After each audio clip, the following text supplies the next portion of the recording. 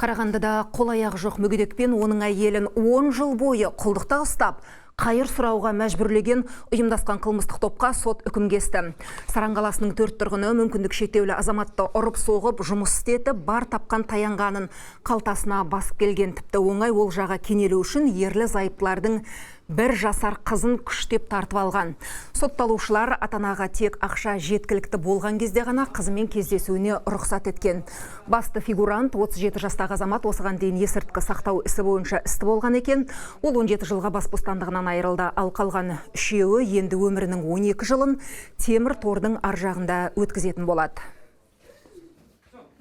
Сами не отрицают, что в определенный период... Айыпталушылар белгілі бір уақыт аралығында жәбірленушілерге барып ақша алып отырған. Артынша оны айырбастап, Воронковтың нұсқауымен қажеттеріне жұмсап келген. Сотталушылар мұны мойындады. Айта кету керек, топ мүшелері бір-бірімен туыс болып шықты. Олардың әрқайсысының өз міндеті болған.